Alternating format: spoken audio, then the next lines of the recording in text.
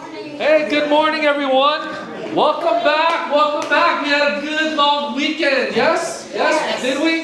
Yes. Good. Awesome. Hey, let's start off with some wins. What do you guys got? You guys have some good wins over the holiday weekend?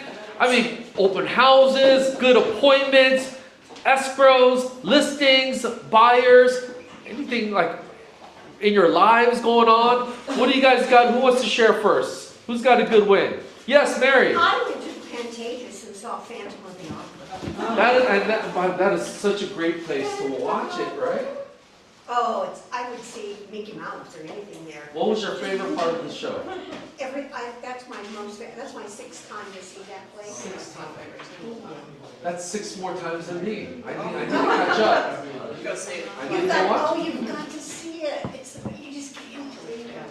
The problem is, if I sit in front of a TV, I fall asleep like an old man. I won't fall asleep. Okay. No. I fall asleep during movies and everything. No, there's so many great songs. I was falling asleep during yesterday's game, by the way. Oh, that's why we lost. Is that why I was falling asleep because we were losing? That was We sad. were winning for 61 seconds. Yeah. Tied. Yeah. Any other wins? Let's move on from that. Let's move on from that now. This isn't a win, but I do have something upcoming in Florence. That's a win. Yeah, Well, yeah. you can share it. It's a good rent to buy opportunity. It's a 6-month rental townhome, gated in Florence. And yeah, we plan on selling it afterwards. Nice, good. Yeah, it's a 3-bed, 2.5 bath. Uh-huh. I know you guys have good buyers, so let me know if you want the address. And we're thinking like August 1st for the move-in. Awesome. Good. Nice, thanks, Daniel. Yes, Laura. Oh yeah, I have a win. I got a price reduction on my Lagoon, 1405 Lagoon, with 3 units. Wilmington? Wilmington. So take a look at them and share them with your clients.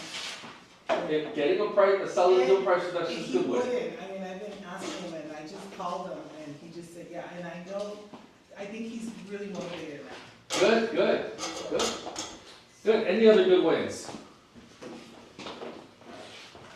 My Yes, win Jennifer. was I didn't work all weekend. Oh, so, go ahead. I said my win was that actually we didn't work all weekend. It was like, I think Karen did one showing, but we are always working, so it's kind of nice when you don't, but it almost feels weird because you're like, I feel like I should do something else. I'm not gonna count it. She did a showing. I want a weekend with nothing. It doesn't count. I took July 4th off. Okay, she took July 4th. Okay, fine. Fine. That is a win. That's Jennifer. It's not really a win, but I'm a new agent and I had my first day in the Manhattan Beach office yesterday. Nice. Nice. Nice. I saw Keon and Uni came in yesterday and gave me some encouragement, but I got off my ass and went and spoke to 3 people that were standing looking in the window, which was... Every time I'm there, someone's walking up to the window. That's how I got these renters. Renters become buyers. Renters become buyers. That's right. And we'll be there this Friday. We'll hang out there this Friday. Awesome. Good. Let's give some hands. Any other wins? Any other wins? I want to know how your brisket turned out. Oh It my was God. probably the That best was cool. I've ever done. It looked That was beautiful. cool. It was a 12-hour smoke. 12 hours. And I didn't. Oh, now I should have You didn't put a really picture. sample. But I did put a picture of this. That was my win. Should have done the brisket there, but I didn't want to brag. But it was a 12-hour cook and 12 hours of my wife saying, "Are you sure it's gonna turn out like that? Are you sure?" You guys, married men, you guys know how it is. Like, you sure you know what you're doing? I'm like, I've done this 20 times. You didn't bring us any? That's what I was thinking. Well, You should have brought some. I thought of this idea for just a little hint. The 3 for 3 challenge, or 3 and 3 challenge. Just telling you guys. When she was questioning how it was going to turn out when she took the first bite, it was... And then at the end of the night, she, I love complimenting people. I just like to, hey, great job, good day, that was really good. Like, she's the opposite. To get a compliment from her is it's like I saw a 3-eyed monster. She gave me a compliment. She said, this is really good. She gave me a compliment. I should have put a picture of her giving me a compliment. That's another one right there. Yeah, I was winning all weekend. But there we go, celebrating an awesome Independence Day, 250 years. We did have little gifts for everybody, but it got delayed by shipping, but it's going to come next week. It's a very patriotic gift for everybody. It's going to come next week. So come next week, guys, to the team meeting. We got some July anniversaries. Natsuko, Guillermo, Roger, Josh, Lori, Chloe, and Xijing. Let's give them a hand for joining our office. And July birthdays. Darlene, Tiffany, Roger, Al D'Amico was out there fishing and catching amazing fish. Karen, happy birthday.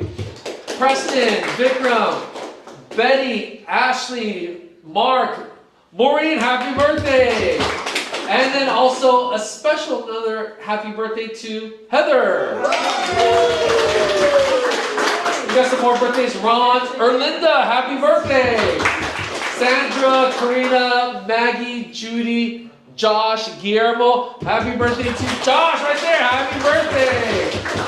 By the way, Josh, if you ever invite Josh to a party, make sure if the party starts at 12, you tell him it starts at 10, because he showed up at 2:30 for our 4th of July party on Thursday with plates and cups and everything. He's like, hey, I'm here.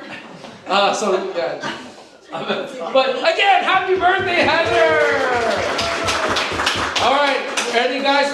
Well, me. Happy birthday to you. Woo! Happy birthday to you. Happy birthday, dear Heather. Happy birthday to you. All right, and she's gonna slice it into 25 slices for everybody. So grab a plate. All right, we got new listings. 750 Via Del Mar and RPV 2.09 million with Betty. And are we doing this on? This is gonna be on Broker Tour today. So we're gonna go visit this one. So we have one listing this month. And by the way, remember our 3 for 3 challenge. So this is Betty's in first place now so far. Bernadine, San Francisco, $899. So Bernadine is in the game also. 1 bedroom, 1 bath, 1,000 square. The one before is not on the list. Oh, yeah, it's It is. It should be in there. Yeah, it's going to be on our Broker Tour. Sorry. And Bernadine's got one as well. Closings. Lauren closed one for $1.7 million in Los Angeles. Give her a hand. Stephen Hogg closed one in Gardena for $1.68 million for Promenade Esquerel. Let's give Stephen a hand.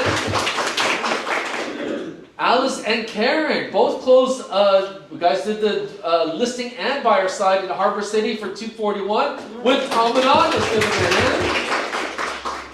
Tuba closed the lease listing in Torrance for $3,600. Give Tuba a hand. John and Brendan closed on a lease listing in Harbor City. Let's give them both a hand. I don't know, was it easy working with each other? No? It was okay? You guys weren't fighting, right? Yeah, all the time. Boxing match. Karen closed a lease listing in PV Estates. Let's give her a hand. Stephen Hall closed in Los Angeles for $3.3. Let's give him a hand. And Brooke closed a lease listing dual agent in Hermosa Beach. Let's give her a hand. Whoa, what happened? And Maggie and Paige closed as listing agents in San Pedro. Let's give them both a hand. And Andrew closed in Torrance for lease listing. Let's give them a hand. Dual agent. For a closed volume of $8 million. Awesome. Great job, guys. That's only for the last 7 days. Great work. Needs and wants, any buyer needs out there that you want to share, any upcoming listings, pocket listings, who wants to go first? Any needs and wants? Josh. So Betty and I have a property off of Richford coming up, and this is, it's coming soon right now, and it's going to be active a week before August 1st. And then that one is in the gated community in RPV. And then I have another property off of Verdes Bridge coming up August 1st. It's a single family home, a larger home. It's 5 bedroom, 3 bath, nice backyard, small view of the ocean. But yeah. All right. Doing open houses? For the leases, no. Okay. It's just gonna say make sure you're on time for the open houses. Yeah. You don't come. You don't show up with no one. I'm just asking what you got. All right. Anybody else? Any other needs and wants? Yes, Lori. I have a listing, it's quiet right now, it's a little Avalon Greens condominium, in Carson. The thing is, I told her 450, but I had a feeling, and we went to go see the property, and it's like in pretty bad shape, so I have to redo the numbers. So Okay. if you have anybody, I mean, right now the tenant was supposed to buy it, but I doubt they're gonna buy it.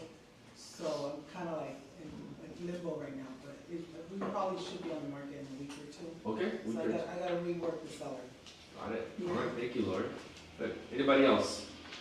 Karen? We got one that's gonna be coming next weekend in San Pedro. I don't know if I talked about this, but it's a 1905 Dutch colonial home that we've done our best to try to restore as much as we could with what was already done to it. Some of the floors are over 100 years old. Wow. That house, and it's got beautiful views of the harbor from both levels. 3-bedroom, technically, I guess 3 bedrooms with a den, 2 bathrooms, new kitchen. Bathrooms have been updated, one's completely gutted and redone. New flooring except for the old original ones in the bedrooms. Brand new heating system, electrical's updated, all new plumbing. We're gonna be listing out around 1.2. It's almost 1,900 square feet.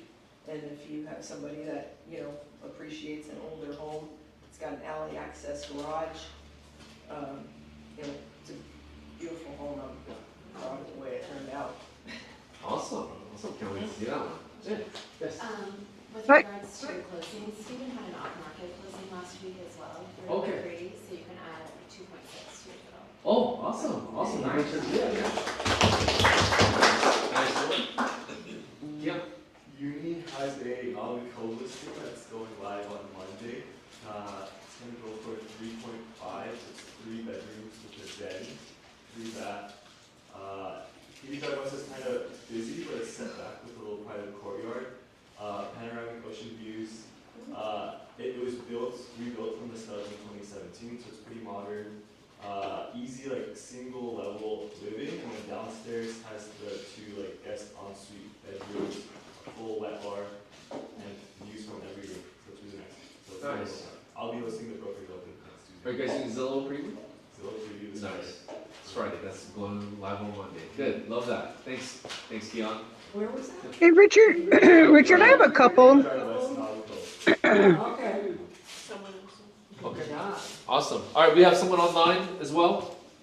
Yeah, it's me. Hey, everyone. Oh, Sorry, I'm Alice. not. Hey, Hi, Alice. Thank you. I'm sorry I'm not there today. I have. May I? Yeah. Go. Okay, super. I have 2 coming up in the next 2 weeks. One is a 2-bedroom, 2-bath condominium over at the 2900 block of Peck. And those of us that know in San Pedro, that block there, those condos have a really beautiful east-facing harbor view. It's really, it's a 2-bedroom, 2-bath, indoor laundry. We're getting it ready now. It'll be ready in 2 weeks. We're at the 599 number now, so it'll be available. And then in Garden Grove, I have a 4-bedroom, 2-bathroom, about 1,500 square feet, single family home. It's a $1 million, $1.2 million neighborhood all day long. We're going to put it on the market for about the 850 number to move it because it needs a lot of work. So that's going to be coming on in the next 2 weeks. And then in the next 3 weeks, 3.5 weeks, we have a 3-bedroom, 1-bathroom, single family home in Wilmington. And we're getting that ready to go to market. And that has a detached double car garage with an attached storage, which is about 500 square feet. But we can't call it living space, but you never know. And that one's going to be priced between the 650 and 700 mark, and that'll be ready August 1st at the latest. That's what I got going on. Awesome. Thank you. Thank you, Alice. All right, anybody else? No? All right.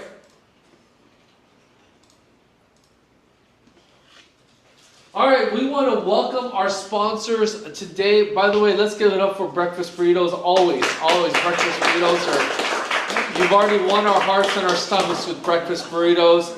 But we want to welcome our special guest, Aaron, to come on up. And he's going to be talking about bio-luxury and architecture. So let's give him a hand. Thank you. Thank you. So I've only got a couple minutes, so I'm going to be very brief. My name's Aaron Olko. I'm a licensed architect in the state of California, 39,064 at your service. I am the managing principal and co-founding partner of Tellerus Architecture, or an architecture practice in Hermosa Beach.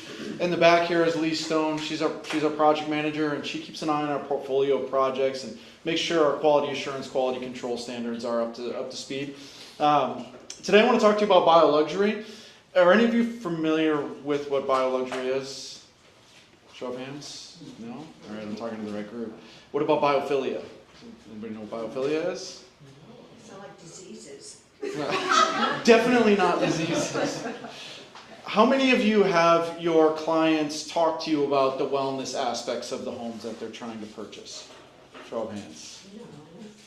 Not yet? Okay. So the Global Wellness Institute is a British-based institute that tracks global spending on wellness markets. All different types of markets, from recreation to nutrition to spas and restorative practices, real estate and construction, a variety of different types of markets. And since 2019, they've been noticing a significant growth in certain market sectors. So we all know Whole Foods' rise to success and how we all shop at Whole Foods and Sprouts now. And it's important, the gyms that we go to, the restorative practices, the infrared saunas and the cold plunges. I'm sure all of you love a cold plunge. I certainly do. All of this stuff is considered wellness. The real estate and construction industry has a tendency to follow slowly behind the wellness markets. Wellness has significantly increased over the years, and here in the South Bay it's really important. What we're starting to see is that wellness in construction and design is starting to take off, so to say. It's a rocket ship. The fastest growing wellness industry is real estate and construction. The average annual growth since 2019 is 23.6%. It's anticipated that the global wellness, real estate, and construction market will be $1.8 trillion by 2030, which is less than 4 years away. So the things that people are interested in terms of construction these days is wellness in their homes. So how do we get there? Why is this important? We've prepared some documents for you. They're in folders in front of you. There's 3 different documents. The first one is about bio-luxury. It has some information about what bio-luxury is, some statistical information to help you talk to your clients about why it's important. The second one on the left is called the 14 patterns. It's intended to be a cheat sheet for you to use. When your clients ask you about wellness, there's opportunities for you to understand the different metrics of wellness in the scientifically backed information that supports it. It was originally written by Terrapin Bright Green out of New York about 10 years ago. This is an industry standard document. At the bottom on the back side, there's a list of things that you could respond to when a client makes a statement about a property. Say, for example, if you have a house that has a sweeping ocean view or a view of the city, or both, they say, it's a great view. You say, that's prospect. It's our innate human desire to know what's coming from a distance. It helps us reduce our stress levels. It reduces our cortisol levels. It reduces our resting heart rate. And when that's paired with some landscaping, a tree or an overhang in a building, it creates prospect. Prospect and refuge together are 2 of the most fundamental things that we look for, that we strive for in our residences. They help us establish our risk and peril. Things like skylights. Skylights are great, but why are they so great? It's because it's creating a circadian diurnal cycle in the lighting throughout the house. So you understand roughly what time it is without even having to look at a clock. You're reducing your reliance on artificial lighting. So I could go on and on about this stuff, and I'm happy to talk to you about it afterwards. But I brought in some materials here that I wanted to share. These are some unique materials that we're using. Some of them are not commonly in use yet, but we're getting there. The first one, I'm going to pass these around. This first one, this is called cross-laminated timber. This is commonly used all over the world right now. It's the fastest growing structural system. It's wood. It's taken from sustainable forests throughout the world. This one here, Vaughan Timbers, there in the Pacific Northwest. If you want to take that and pass it around. That's called a 3-ply because there's 3 plies of dimensional lumber on it. It replaces a dimensional lumber or engineered wood joist deck at a fraction of the floor thickness. So in new homes or in additions or remodels, we can use cross-laminated timber to achieve a higher expanse of floor to glass ceiling, so you maximize your views. You also don't need to treat the underside of it, so you can stain it or you can leave it the warm wood color that it is. This one here, actually I'll introduce this one next. This is a bad insulation. You probably know bad insulations commonly as fiberglass insulation, the Pink Panther. This is made from hemp. There's no THC in it, so don't be taking chunks off to take home. But this is made from industrial hemp. It's the stalk, the herd of the hemp. It's treated to resist pests and mold. It's completely breathable. You can touch it. It's not going to give you a rash. It's not going to give you mesothelioma from being too close to it. It's a great product. It's currently undergoing testing for Class A fire resistance. So soon it will be at the ultimate level of insulation as a direct competitor for bat. This sample here, this is a type of cedar that's grown throughout North America. It's thermally modified, so it doesn't quite look like a cedar. This requires no stain, no treatment whatsoever. So in a coastal environment like ours, you can put this on the outside of your building. It comes with a 30-year warranty. The salt and the UV from the sun causes it to have a silver patina. So it has a real beautiful look to it. No need to stain it, no chemicals necessary. How much is square foot? That one, about 17 to 24 square foot. These are samples of clay plaster. It's a finish coat. They're a little delicate. They can be chippy because they're scraped onto an MDF board. This is a direct replacement for drywall. So this is non-toxic. It's made from clay and sand that can be sourced from any project site. Anyone can make it if they learn how. It absorbs moisture. It absorbs humidity. It's non-toxic. Kids can touch it and lick it and do as they wish. It's incredibly low in body carbon, so it's good for the environment as well. Is it mold resistant? It's mold resistant, yeah. So it naturally treats itself. It's breathable. So when you start to assemble these wall systems, so you use the clay plaster with the hemp and the cross-laminated timber, you create a breathable wall or ceiling assembly or floor assembly, where currently we try to keep moisture out of walls. But what happens is moisture always gets in there. Then we have sagging with fiberglass, bad insulation. We have mold problems, moisture damage. This allows the moisture to go through the assembly. So it's a much more breathable system. Is this insulation rated like our insulation that we use now? Mm-hmm. Yeah, you mean for Title 24? Yeah. Yep, for our value? Yeah, it's equivalent to fiberglass bad insulation. Yeah. So this is earthborn catalog. This is an earthborn catalog. This is a mineral-based clay paint, non-toxic, no petroleum in it. It goes great with a clay plaster finish coat. And then lastly, we have 2 blocks here in the middle of the room. These 2 blocks, the larger one with the 2 holes, is a compressed earth block, or as Lee and I like to call it, a CEB. And the one behind it is a traditional adobe masonry unit, which is no different than what our ancestors used to build for thousands of years before we got the great idea that we would stick plastics and fiberglass in our buildings. Yeah. The compressed earth block, the larger one, the benefit of this is that it has a very low amount of Portland cement, so it's non-toxic. The low Portland cement amount allows it to be breathable as well, so it matches with an assembly system similar to these other materials I'm showing you. It also doesn't require a kiln to dry it. It's laid on pallets. It's pneumatically compressed. It's made from local clay and local sand, pneumatically compressed, and then it's allowed to dry in the natural element. So there's a very low embodied carbon footprint. We are in the process of designing the very first compressed earth block house in Los Angeles County in Altadena right now. The second one is an unstabilized adobe masonry. If you look at it, you might notice there's some chunks of straw in there. There's some asphaltic emulsion, cactus juice, variety of different things to stabilize it. That is being permitted in San Bernardino County and soon to be permitted in LA County as well. So, how am I doing on time, Heather? Am I over? Yeah. I'm way over.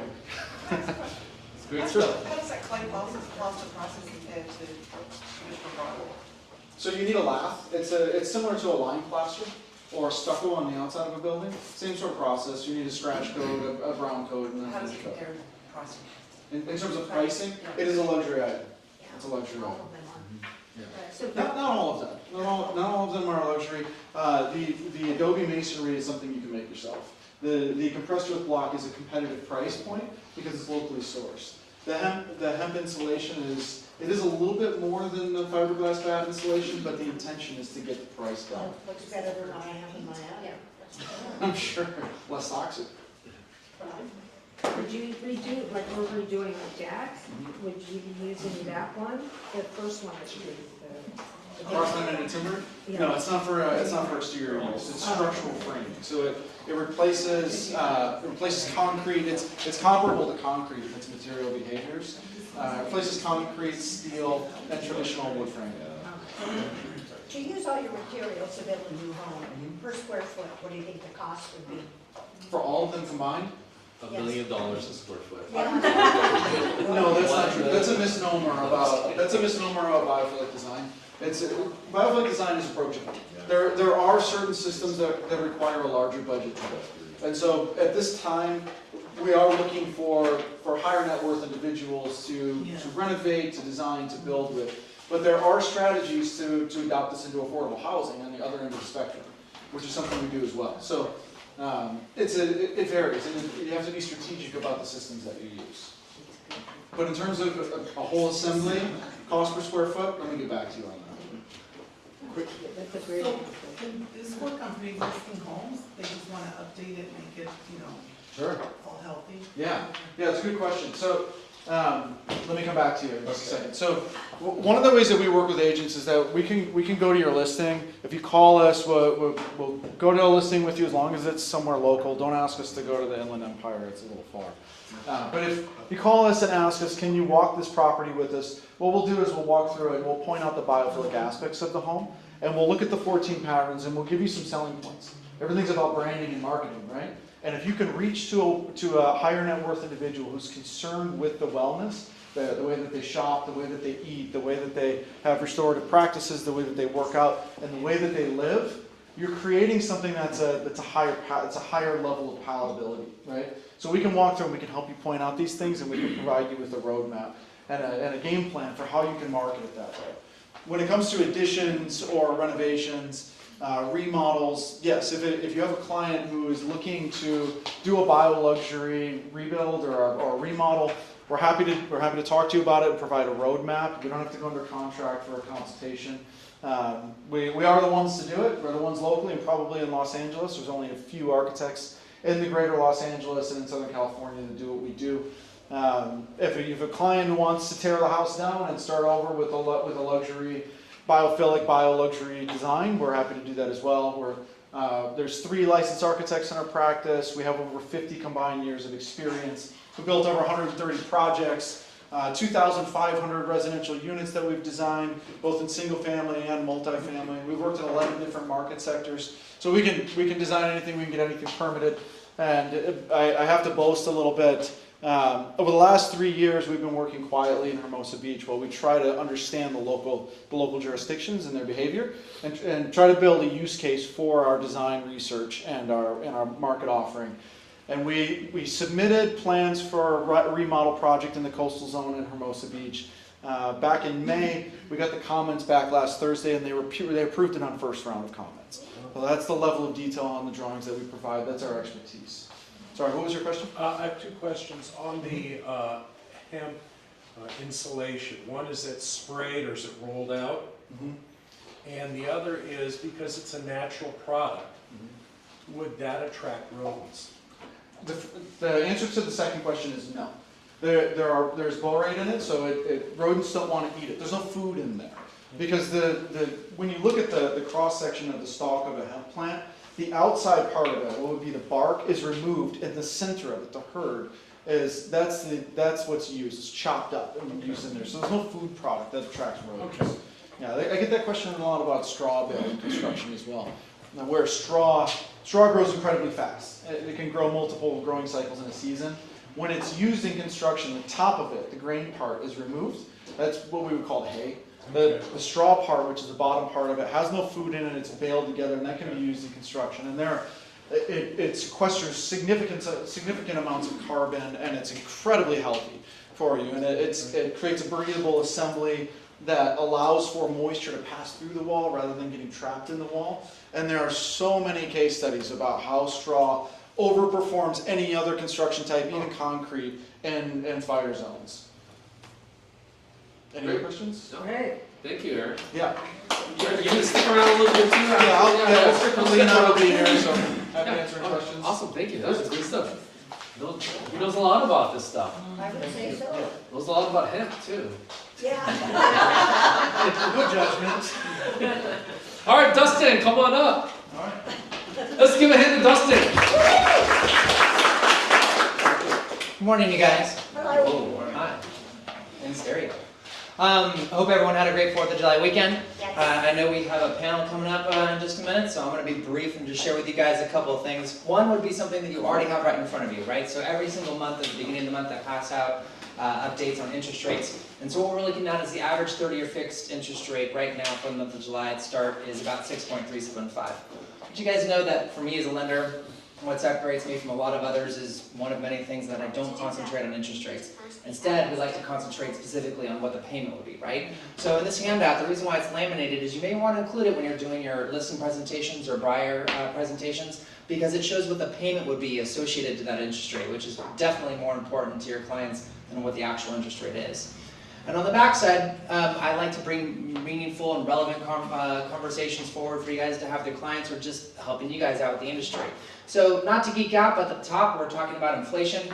On a month-over-month basis, we have seen an increase where the core reading's at 3.4%. You guys know the Fed's target, what is it? 2. Yeah, 2%.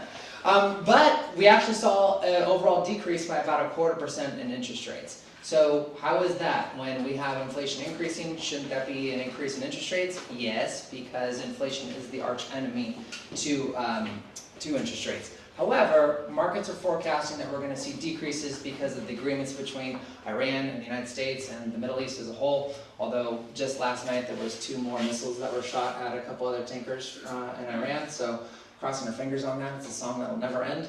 But with that being said, we are continuing to see meaningful strides downward, and we believe that we'll see that going forward. So that goes with the bottom half, which is the anticipation of appreciation over the next 5 years, which is averaged somewhere in the proximity of about 4%. So on a year-over-year basis, if someone was going to buy an $800,000 home, that's $32,000 in added wealth that they wouldn't have if they didn't purchase a property. Well, wait, there's more. You know, we talk about inflation and we also talk about jobs because that's the second thing that the feds care about, right? So inflation's increasing, that means interest rates should increase, but then the other mandate is jobs. And what we're looking at is the jobs report for the month of June. And real basic, I mean, we had 57,000 jobs versus an estimate of 110,000 jobs, and then there was revisions downwards for the previous 2 months of 74,000. This is good for our man Kevin, who is the new head of the Fed chair, and we think that's going to continue to add pressure. But for those that are having a hard time with their clients that just still can't get over interest rates, I want to share with you guys something that's very new in that we are offering for all the agents inside of Keller Williams the ability to help their buyers with a 1% decrease in interest rate in the first 12 months of purchasing a house. So what that means is that if someone qualifies at 6.375%, they're buying a house. This is a real case, by the way. 1.45 million, they're putting 20% down, loan amount's 1160, it's 6.375%. But we're going to give them 5.375% for their first year to help bridge them to a lower interest rate environment in the next 12 months. This saves them $780 a month, which equates to just about $9,000 a year, and that's really big. So I want to make sure you guys include that in your conversations if we have someone that's having an issue with, you know, closing costs, or you're really looking to help nudge them forward. This could be a great tool to do that. And then the last slide I'm going to share with you guys that's a hyperbole for me when we say doctor's loan, because the way I articulate it with you is that there's 110 different ways to structure a loan, right? Yes. Yes. Okay, my job on your behalf as a partner in this business is to help your clients figure out the top 3, 2, or 1 best loan structures that's going to get them the highest purchasing price, right? The highest purchasing power at the most affordable payment based off of their own limitations first, and then also what we can approve them for and maximum approval. So with that being said, there is some hyperbole and different specific loan structures, and this one for this morning, it's a doctor's loan. The reason why I'm bringing this up is because there's been some modifications to it. This is essentially comparable to a VA loan, you guys. Someone could purchase a house with 100% financing, no down payment, and no mortgage insurance, so long as they're in the field of being a doctor, which also qualifies, like RNs qualify for that, pediatrics, like specific, anyone in the medical field, you just want to reach out to me and I'll let you know if they would qualify. The reason why this is out is because a lot of people go to school for 20 years, right, and then they get a plethora of student loan debt, and they don't have enough money saved up for that 20% on a $1.45 million home. This allows them to get their foot in the door and help expand your business. So, in any way that I could be there for you, then don't hesitate to reach out. You guys know how I always close this. I'm as far away from you as you guys are away from your phones, right? So, yeah. Equivalent loans for other professions? Yes, right, but wait, there's more. Yes, there are. So if you have a specific situation, I would say reach out. I think this is another common mistake in the loan world where loan officers just like to open the fire hose and just spray you guys down with 15 different loan structures. It's really dependent on your client. So when you have a client who's a doctor, or you have a client who's a teacher, a police officer, a veteran, or just a first-time home buyer that is in this underserved market, call me and I can tell you out of the 110 different ways what top 15 may be something to have a conversation with them about, so that I can get to 3, 2, or 1 and then help you show them property. Make sense? Mm-hmm. Okay, here we go. Thank you. You're welcome. Thank you, Dustin. You're welcome. All right, I'm excited because we've got special guests here today. I remember, well, come on up. Let's give it up for Karen and Lee from Prestige Real Estate. Come on up here. I was once at their office, I would say a few weeks ago, visiting, going by, and they looked beautiful as always. But Karen was exhausted, and I was like, well, what's going on? And she's like, we just got back from prepping a listing. Karen was like doing manual labor. I'm like, you do that? For your listings? I'm not talking just putting a sign in the yard, but she was doing quite a lot. So I was like, okay, we've got to have them share their system, what they do to prepare a listing. Because it's hard these days to find listing agents that are doing it at such a high level. So I'll give this to you guys if you guys want to pass it around. And I'll leave it up to Q&A to questions that you guys may have. But get us started, what is your system? What are you thinking when you walk into a listing? Or, even before that, someone calls you, what are some of the questions that you're asking a seller? And are you already immediately thinking, prep? How do we prep this? Pretty much. I think that's our kind of default thought process at this point. And I'm just going to say that what we do isn't going to work for everybody, and it's because we are blessed with a high volume of listings compared to buyers in our business. But that's been years in the making, because this month, this is my 29th year, and Lee, I think it's around year 18, 16, somewhere around there. So we've got that kind of base built up. I think our thought process starts with how do we maximize value. So we always, we don't, when we get a call, we set the appointment and we go with an open mind, not knowing exactly what we're going to see unless the person actually shares information with us. Hey, my house needs work. Oh, I remodeled it. And of course, some people think that if they remodeled their house 20 years ago, they remodeled it, which they did, but it's not necessarily what people want to see now. What buyers are looking for. But the thing is, it's always about how we can add value. And sometimes we just don't, you know what I mean? And that's rare. You can ask Rocio, because she sold one of our listings, I think last year, where, the owner, we gave him the option, we got the bids, we said, hey, let's fix this up and do this. And he goes, you know what, I'm just done put it out there at this price, let's see what happens. And her client stepped up and took on the challenge, and quite a bit over the price that we had it listed at, because people, you know, sometimes want things where they can add the value themselves. We have another one right now where the owner's like, I have $7,000. I go, $7,000 isn't even gonna get you paint, so let's just put it out here at a price that works for this neighborhood. Sold it in the first week, so, you know, that was good. More often than not, we're doing work on these properties. People will come to us and we'll give them the option, of course, to do it just as is. And at that point, we just will, we do everything we can do. Yeah, we'll And clean there's it no up. trash in it, there's no boxes, it's empty, and it's been clean, there's not roaches on the floor, although Yeah. there was one at Bulker. Oh. A big one. Yeah. But generally, you know, what we try to do is view things as a buyer would. So if Right. you've ever shown property as a buyer or with a buyer, and you hear all the comments, and sometimes they'll walk in a house and they just, no, I can't even look at this house, and they'll walk back out. So we wanna make it as clean and nice and inviting, and through a buyer's eyes, what is a buyer looking for? You know what I mean? And a lot of times with these, we deal with a lot of first-time buyers, and they want a house that they can move into. They don't want to do the work. They don't want to paint. They don't want to rip out flooring. You know, maybe if the kitchen's older but it's clean, so that they can move in and not have to shell out a bunch of money, because they just put a bunch of money down to buy this house. And they don't have another 20, 30 grand to do everything, or 15, you know, to try to get it ready to move into. So Or it's they're, really, at the price point, they're scraping Yeah, together just whatever to money get- they yeah. can just to get in. so it's really cleaning it up so that it's gonna appeal to more buyers. That's the goal. Like, Yeah. how can we make this appealing to more buyers? Then we're gonna get more offers for a seller. We're gonna get a higher price point. What does the conversation look like though when you're having with the seller? Let's say a seller says, "My house looks great. My furniture's awesome. It looks like the Munsters." You know. Okay, so this is what I tell them. I said, you know what? We're always comfortable with our own environment because it's the environment we're comfortable with. But if I were gonna put my own home on the market, I would have to have somebody come in and tell me what to do, because my house looks normal. And up here, I know what I need to do, but like, I like my big overstuffed chair with the big fat ottoman that literally blocks the path to the back door, right? But that's our chair, you know?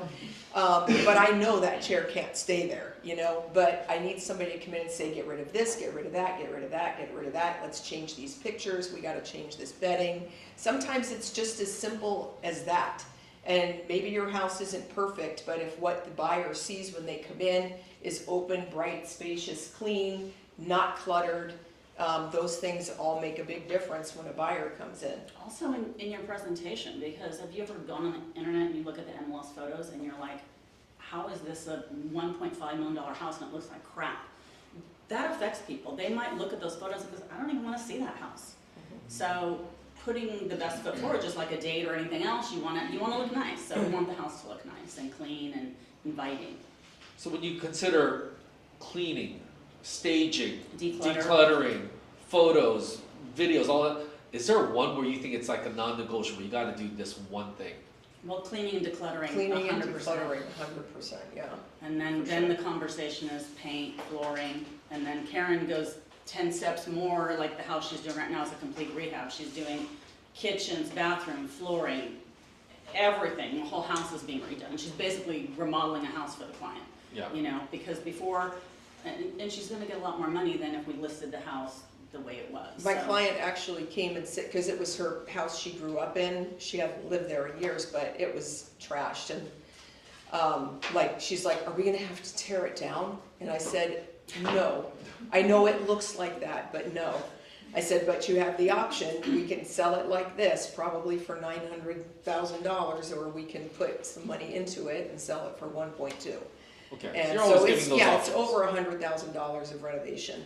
Yeah. So, but the other thing that is, for us personally, is kind of non-negotiable is staging. And we were talking yesterday because we had a listing in a particular neighborhood earlier this year that the owner had done a lot of do-it-yourself stuff and it wasn't good. But he didn't want us to redo any of it. He just wanted, he goes, no, you know, I've made my money here, whatever. So The house had good bones, but it had like the original 1955 furnace. The He original. resanded the floors Oh himself my and God. stained them, which was very He shouldn't have even questionable told job. anybody because it didn't look like it. But anyway, we went in and we really staged that house.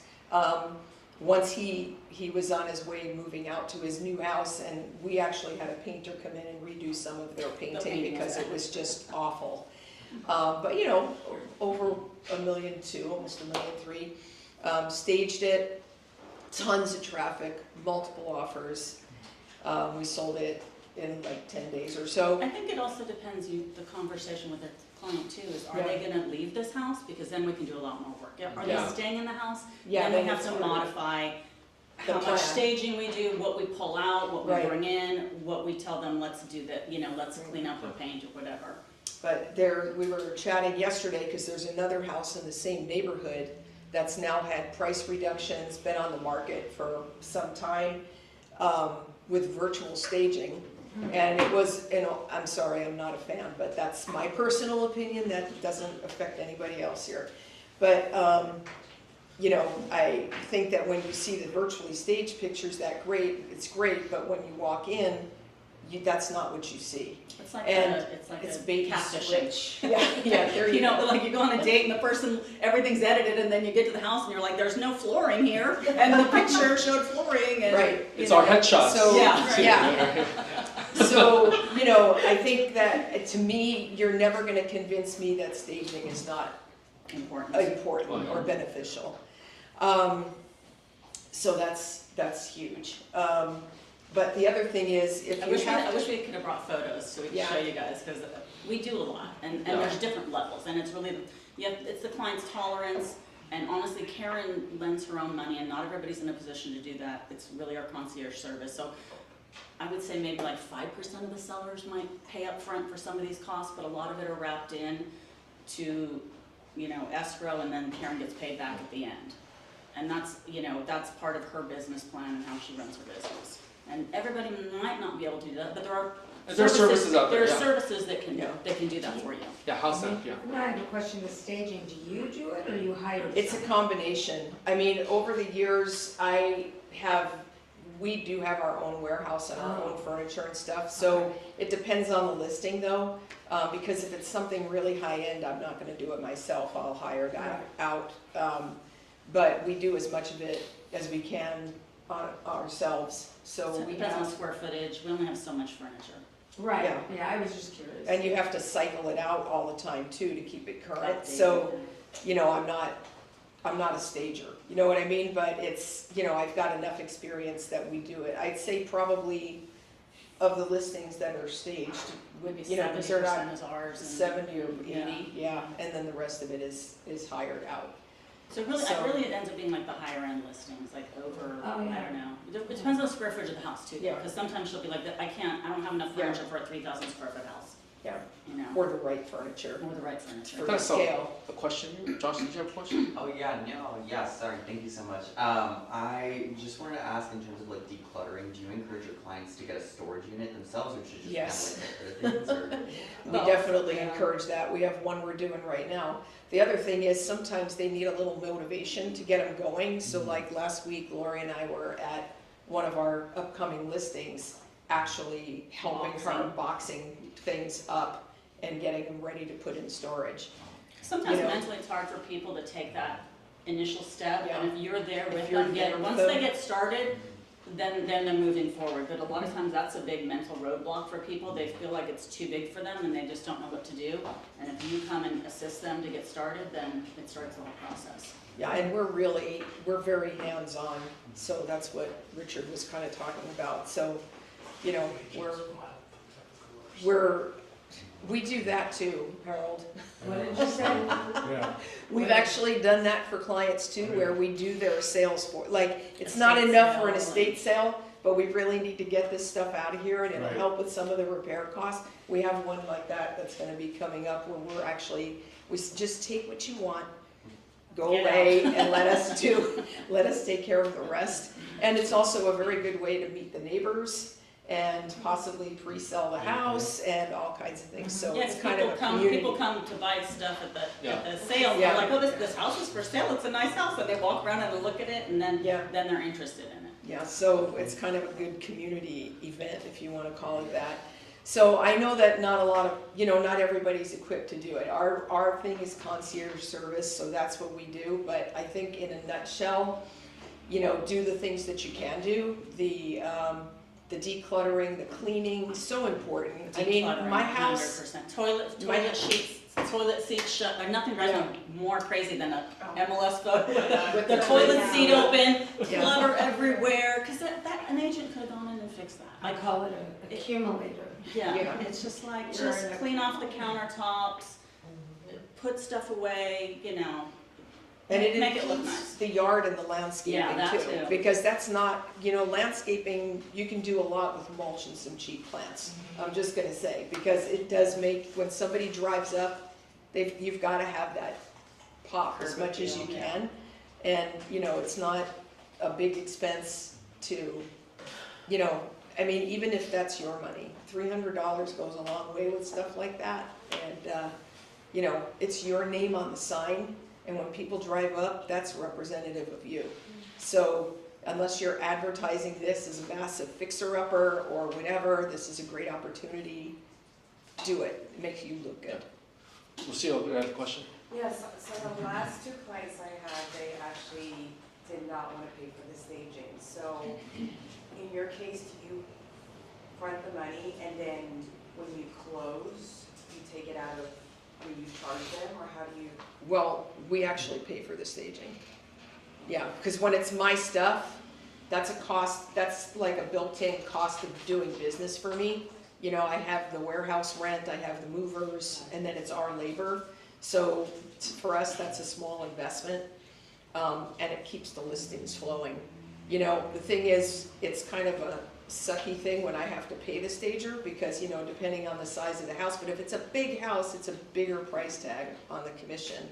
So I haven't done this in the past, but I'm being highly encouraged to actually increase the commission a little bit to help offset some of that cost. But it's still me doing it, you know what I mean? And them getting a tax So basically, no, we're not charging the seller. No, we're not. Well, you kind of touched on it. It's your reputation of the way that you prepare these listings and all the But it's work. getting you It's more getting business. you the more business. So you get the volume, but maybe the commissions are lower, but you're doing more business, so how do you want to frame your business? And most of it's from your stuff, you say? Yeah, if it's our stuff, like for instance, we're doing a house right now where, to me, it's worth it if I have to go out and buy $1,000 or $1,200 worth of stuff rather than paying a stager $5,000 to $6,000 to do the same job. Because I know what I'm gonna pay my mover, my rent for my warehouse is already a built-in cost for me. So that's like a no-brainer. And then it's our time, but of course, I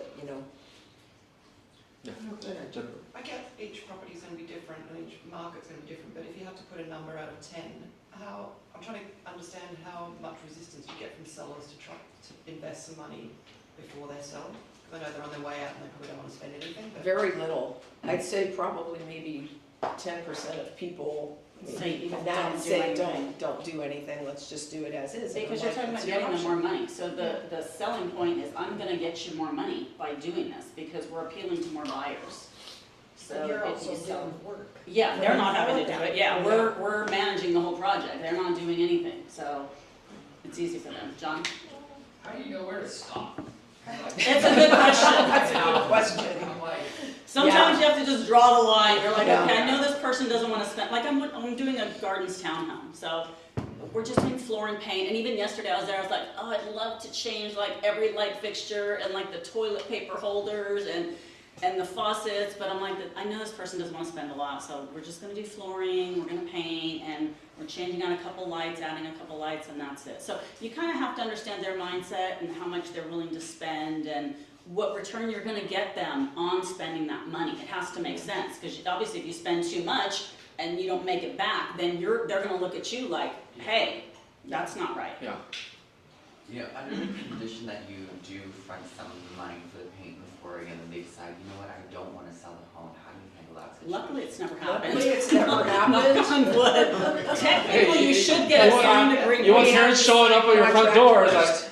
like, what did you say? I am a Jersey Italian after all, so you probably. You know, actually, I take it back. I remember we actually had one person that remember that mobile home? And we did, people don't do stuff when they're living in their home. So we did flooring and paint, and they're like, you know, we like our home so much better now, we want to stay. And they paid her. They paid for the flooring and the They do a paint. good job, but not really. But no, it happens, because they're like, why didn't we ever do this? You know, we've lived here all these years, and now it's beautiful. That's pretty common, actually. I mean, I've It had is. a lot of sellers like, oh, but maybe we It should looks so stay. much better, I'm like, maybe we should stay. Yeah, what about like, then you go somewhere else and they go, well, you did this and that for them, so like, so you can do that for me too? Like- We do it for everybody. We do it for Yeah, everybody. it's We their give system. everybody the The option, price it's just you our spend system. $10 over there, so it's, you haven't had that. The finishes are based on the house. Obviously, a $2 million house is not the same as a $600,000 Right, condo. okay, So we pick the finishes based on the house and what ROA, the return on investment that seller's gonna get for putting the money into it. So finally, just to kind of wrap this up, what I'm hearing is when you walk in though, the must are paint, carpet, or flooring, whatever.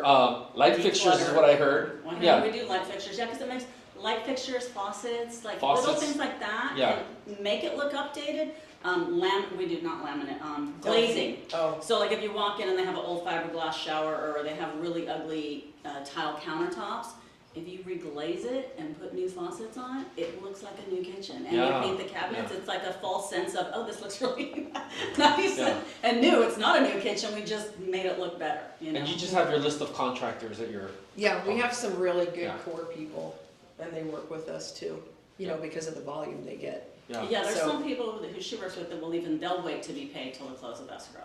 Oh, yeah, because they're getting, They're that's getting awesome. the volume of work from us that they're consistently getting jobs, and they'll know that she will cover it if something happens, so they're willing to wait.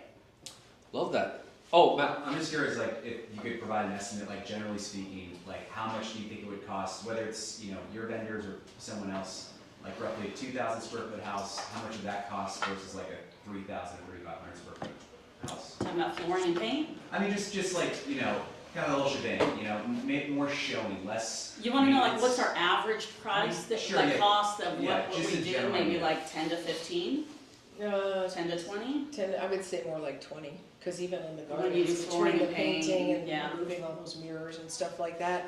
Okay. But then I did one last year that was Yeah. 185,000. But I didn't front that, we got a loan for that. If you're talking That about a house was, client whew. who's really resistant to paying anything, do you guys ever say something like, to keep the deal moving forward, negotiating it out of the commission on the back end to keep them committed to the deal? Like, is that something that you think would be? They're not paying up front. We're paying. Well, It's not a big issue for them because they're not writing the check. I'm saying maybe from your team, if you're talking about, agents on your team who are dealing with their clients who are maybe not in that price range, they're not like super luxury, they don't wanna pay for anything. Mhm. Or how are you, like, what are some negotiating tactics you can make with them? Like, I would say. They're gonna net, Yeah. you're gonna net, seller, you Yeah. are going to net more money if Yeah. we do these repairs, because more buyers are gonna wanna come into this house and view it and give you more offers. Would you like to get more offers on this house? I mean, Because if we yeah. list it as it is, a lot of buyers are gonna be turned off. I mean, I had a situation where like a guy was, they wanted me to pay for everything, right? The house, he was overpriced. If I'm gonna put the money into it, which we're talking like thousands of dollars, right? The house is a piece of crap. It doesn't show well. I don't think that sort of staging would be advantageous. You have to, you have to take the whole scenario into account. Yeah, So it's a case by case, and there are some where we don't, Yeah. and we've listed it, yeah. you know what, this house, sometimes you go like, this is a real fixer, and the people who are gonna be interested are gonna be investors. Yeah. And we need to market it, we just need to clean it up, and that's who we're gonna market to, and this is the type of, clients you're gonna get. Right. Unless you're willing to spend $100,000, No thanks. And I think what helps too is you guys have past We have- sales. yeah, you can show, like, show, this is what we proof, did. proof of This service, is yeah. what we did on this house, this is what we did, this is how much more we netted because of this. Yeah. And we have it, from like where we gutted a kitchen and put in a whole new one to where, look, we just painted this, glazed the countertops, changed the hardware, and this is the difference between that and that. Yeah. So, This was amazing value, wasn't it? Mhm. This is really good. Any other questions for them? No? Oh, thank you so much. I learned so much. Thank you, thank you. That was really good. That was really good. All right, wait. I'm going to go through some announcements real quick, some events, but the big thing that I want to really talk about, actually, while they're, come on back up, actually. Where's Lee? Yeah, we're going to do this right out. I was supposed to do this with you guys still up here. But we got Kappa rings, guys. For Lee and for Karen. So well deserved. Got the bling bling. Look at that. And so they're going to do, don't wear that when you're painting. Or staging. Let's take a quick picture. All right, let's give them a hand. You guys know when we cap, we celebrate, and you get 100% of your commission. So love that. All right, upcoming events. Broker Caravan today. We have 4 properties. One includes an over $8 million one. So we're going to be right at the parking lot at 10:50. We'd love for you guys to come. Who's coming? Who's coming? Coming? Love for a lot of you guys to come. Join us. Join us. Josh, you coming? Zillow preview class held twice a day. We got the DocuSign thing too. The next class is going to be tomorrow, 9 a.m. with Heather and Paige. We have the Keller Williams Luxury Experience in Santa Barbara. Bold. Here's the big thing that I want to make sure. I want you guys to take out your phones and scan that QR code. Take out your phones, scan that QR code. Take out your phones, scan that QR code. Take out your phones and scan that QR code to register for First Step. That's it. It's free. Just go. It's going to be August 13th, 9 a.m. to 2 p.m. Take out your phones and just scan that first QR code for First Step. Bold. Bold is awesome. It's a 6-week program. We have David Jones, who's going to be joining in an upcoming team meeting very soon. But this is high-level accountability, high-level activity. The national average at KW when someone takes Bold is they open 11 transactions when they take Bold. That's 11 deals that they're opening during Bold. And we also have a reimbursement program. The First Step is free, but if you go into the paid program, which is $7.99, we will reimburse you $200 per transaction within a year. So 4 deals in 1 year, you get it all done for free and completely reimbursed, and we've done a lot of reimbursements. So make sure to join us at least for First Step. It's pretty much an all-day thing, but definitely worth it. Mega Camp coming August 17th. We got Maureen going. We have Stacy Robinson going. I think a few more of us are going to be going. I think someone back there is going to go too. I'm putting her on the spot. But when you buy a ticket and you close escrow with our in-house escrow within 6 months, you get the full price of the ticket completely reimbursed. We're the only market center. We're the only office that's doing this, guys. It's just us. Just us. We really push for this to happen. The 3 and 3 challenge. We got a couple agents that have come on the market with new listings this month. All you got to do is get 3 listings on the MLS within the next 3 months. And we're going to have a special event. It's going to be, I promise you, it'll be very, very special. So 3 and 3 challenge. So make sure you guys participate in that. 3 listings in 3 months. That's it. With this too, we're going to have a lot of classes on listings. We have an upcoming live listing role play that's going to be here. We're going to do a live listing role play, so don't miss that, okay? Open house coverage. You guys know what to do. If you're looking for open houses, contact Heather by today. And thank you guys. Let's take a quick selfie before we go. And join us for broker tours. All right. Somebody hold up some bricks and pieces of... Hold it up, guys. All right. Is everybody squeezing in? Squeezing in? All right. 1, 2, 3. All right. Thank you guys. Let's join for broker tours coming up.